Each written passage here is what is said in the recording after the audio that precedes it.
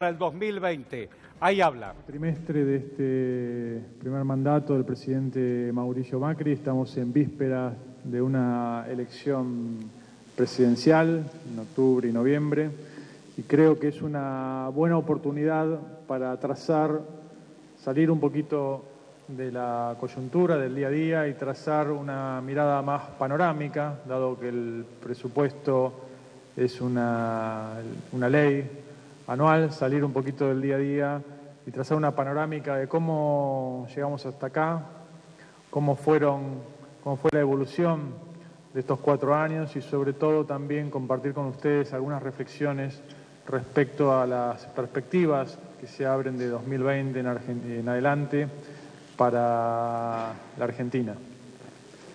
En primer lugar, si nos venimos por las variables convencionales para medir el bienestar, seguramente las dos que más definen el bienestar de las familias, el empleo y la inflación, los resultados de estos 4 años han sido inferiores a los esperados.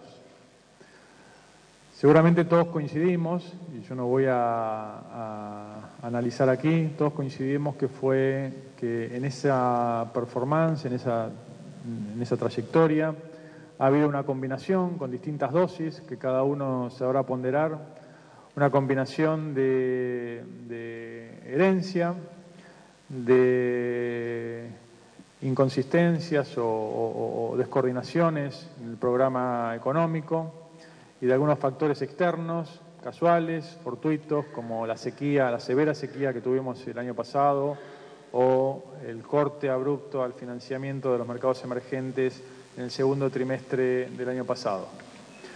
Respecto al primer factor, a la llamada herencia, no voy a abundar en juicios de valor, porque seguramente no es menester aquí polemizar, quizás un debate que nos interesa más a los dirigentes políticos que a los ciudadanos de a pie. Simplemente mencionar como punto de partida que veníamos de un ciclo corto de los 4 años previos donde no había habido generación de empleo privado, había habido una alta inflación, aún con alguna distorsión y represión de precios relativos, en particular del tipo de cambio y de las tarifas de los servicios públicos regulados, un agudo desequilibrio fiscal y un desequilibrio externo latente con alguna represión al comercio exterior, con alguna limitación para las importaciones. Traje allí algunos gráficos y cuadros para compartir con ustedes e ilustrar parte de las reflexiones que quiero dejar hoy aquí en esta casa en el marco de la presentación del presupuesto. Indudablemente ese triángulo, ese trilema, ese triángulo de las Bermudas, déjenme llamarlo así, inicial, con 3 vértices que eran desafiantes en materia de la distorsión que había en precios relativos, tipo de cambio atrasado y las tarifas de servicios públicos, la inflación y el crecimiento, seguramente constituyen pares dilemáticos o dilemas entre los 3 vértices, donde es muy difícil al mismo tiempo poder corregir un atraso cambiario y las tarifas rezagadas y al mismo tiempo poder bajar la inflación. Y eso quedó de manifiesto en 2016 con la aceleración inflacionaria que hubo aquel año que había terminado el año anterior en 28% y se elevó al 40%. Del mismo modo, en el lado derecho de ese triángulo es muy difícil subir las tarifas y subir el tipo de cambio y al mismo tiempo recuperar inmediatamente el crecimiento, porque el impacto inicial de la suba de tarifas tiene una baja del ingreso disponible de las familias y entonces eso afecta al consumo. La suba del tipo de cambio provoca una incertidumbre nominal, atenta obviamente contra las previsiones de consumo, pero sobre todo de inversión. Bueno, mientras este hombre que hoy se supone que maneja las finanzas y la hacienda de la República Argentina traza los lineamientos de donde venimos siempre, del antes,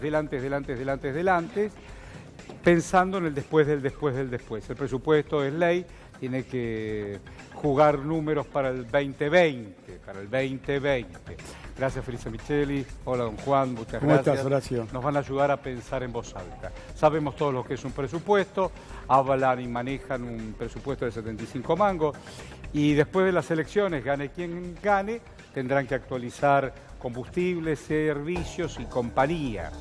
A todo esto, la economía ya está con variables locas. Más allá de la ley madre, ¿dónde estamos plantados, Feliz? Estamos plantados en una crisis que todavía no llegó a su fin, claro, ni está en su fondo, o sea... Ni en su fondo. Ni en su fondo, o sea, no solamente va a ser más profunda, sino que va a ser larga. ¿Por qué digo esto? Porque la tasa de interés sigue a 85%, el dólar está contenido, pero no está equilibrado. Él habla de un 75 pesos para el 20. Bueno, puede ser más también. Digo, pero para hacer negocios, uno tiene que saber cuánto valen las cosas. Y además tener un horizonte, porque si no, ¿qué plan de inversión en una pyme, un comercio va a hacer? Pone la plata a interés, es mucho más fácil. Hoy y estaba no arriesga leyendo, nada. se cayeron 30.000 operaciones inmobiliarias. 30.000 operaciones. Y las que se van a seguir cayendo, ¿no? Yo lamento la falta de seriedad del ministro de Hacienda, ¿no? ¿Por qué hablando vos? de la herencia. La herencia de la herencia. Claro, no, yo lamento la falta de seriedad, y cuando uno mira los resultados económicos al día de hoy, estos 4 años de gobierno de Mauricio Macri, del mejor equipo de los últimos 50 años, de este modelo neoliberal, nos deja resultados catastróficos, calamitosos. Lo que tenía que subir bajó, lo que tenía que bajar subió. Un caso es el PBI. Argentina va a haber perdido en estos 4 años de gobierno 5 puntos de riqueza. Todos los argentinos perdimos 5 puntos cuando necesitamos crecer 2 por año. Argentina va a haber perdido 500.000 puestos de trabajo cuando vos necesitas crecer 200.000 por año. Yo digo, gane quien gane, en ese panorama es muy difícil. Es complicado. Lo que sí hay que tener en cuenta para que tampoco vendan que solo se puede hacer lo mismo. No, eso me parece que es importante resaltar. Que va a ser difícil, pero que con otra orientación, con otro rumbo de la economía. Sí. Porque acá se juntaron dos cosas, Horacio, para mí. A ver. Uno, un rumbo neoliberal que es negativo y nefasto para todos. Pero además una pésima gestión de ese rumbo neoliberal. Pésima gestión. Por ejemplo, últimamente declaran el default de la deuda en pesos y después una semana o unos días después ponen el control de cambios. Todo eso no hay que hacerlo. No hay que hacerlo al revés en todo caso. No hay que hacerlo. No, y en todo caso, ahora el lunes se paga el bono de política monetaria, un invento de este muchacho Caputo, que es en pesos, y ese bono no está reperfilado. ¿Por qué? Porque lo tienen bancos internacionales, lo tiene un banco, el mayor colocador de deuda externa a nivel internacional. Yo digo, todos los papeles que están dando vuelta con diferentes nombres, ¿se van a pagar? Bueno, hay distintas opiniones y evaluaciones respecto de esto. La intención es pagar, pero hay que ver con qué, hay que ver cuántas reservas quedan, Horacio, hay que ver cuánto se puede pagar de todo lo que hay en juego en los próximos meses. Sí, querido. Sí, aprovechando que hay dos economistas en el piso, quería preguntar, porque al que nos está mirando y se quedó sin trabajo, uno de esos 200.000 personas que en el último año perdió su empleo, y escucha que a Sturzenegger hay que valorar la autocrítica y que en realidad no tuvieron herencia pesada recibida. La Cunza juega con las metáforas y dice, las discusiones son de los políticos. Digo, ¿tan lejos está la política y la economía de la realidad que sufren los argentinos? No, Luis, la economía es una herramienta de la política. De hecho, estos muchachos con este modelo neoliberal utilizaron muy bien la economía para beneficio propio. Sí, ellos dicen que no es neoliberalismo esto. No, sí, bueno, está claro.